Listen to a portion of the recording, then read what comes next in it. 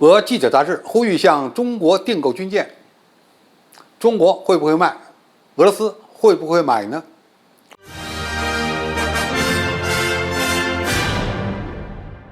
观众朋友、网友朋友，大家好，我是飞天少。近日，乌克兰军队在黑海地区向俄军发出了新的挑战，先后用火力覆盖了蛇岛，攻击了俄罗斯的石油钻井平台，还击中了俄军的一艘拖船。如果俄罗斯结束第二阶段的作战任务，黑海的争夺战就有可能变得更为激烈，而俄罗斯缺少防空舰就成为了最大的短板。为此，俄罗斯的以下杂志呼吁向中国订购军舰，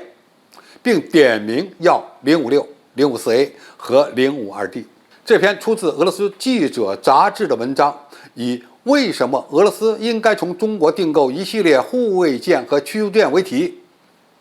开篇就引入了当前俄罗斯对乌克兰的特别军事行动的困难局面。对于俄罗斯海军来说，情况确实非常严重了。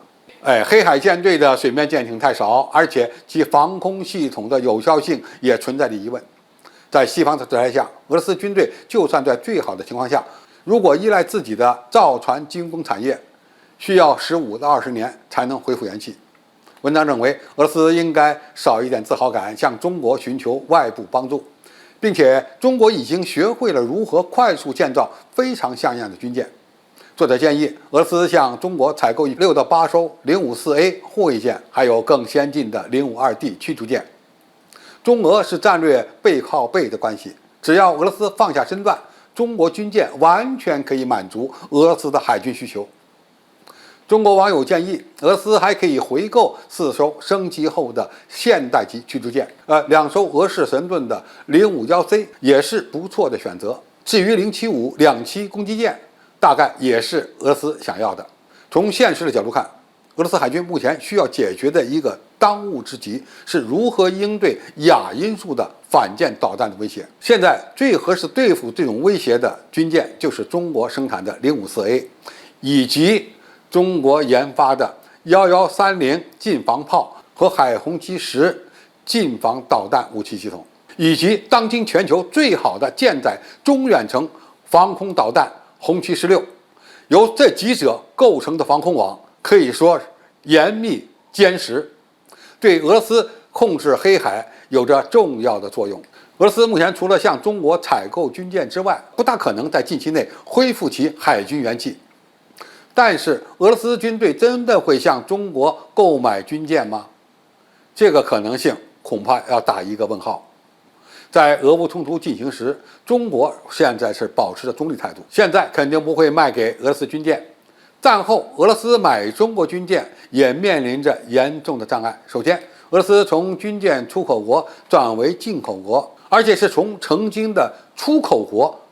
反向进口，心理上可能就过不去。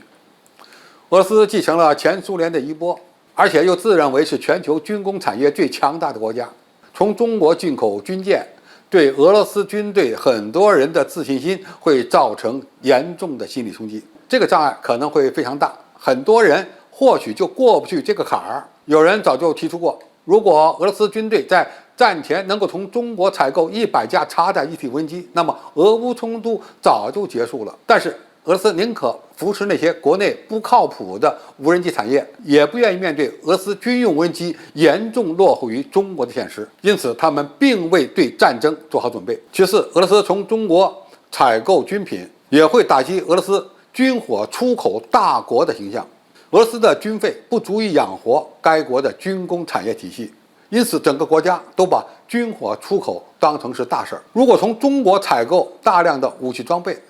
就会让其他引进俄罗斯武器的国家对俄罗斯军工的实力产生质疑，这是破坏俄罗斯国家对外安全战略的大事。因此，俄罗斯可以从美国、法国、波兰等国家买军火，就是不会从中国买。毕竟，中国在国际军火市场上是俄罗斯武器的有力竞争者。最后，俄罗斯难以平衡国内造船工业的生存和发展问题，仍有可能用老舰凑合个若干年。俄罗斯从现实的角度看是没有办法再扶持其国内的造船工业复兴的。但是真的大量从中国引进军舰，又会让国内仅有的造船军工失去订单，这就是一个恶性循环。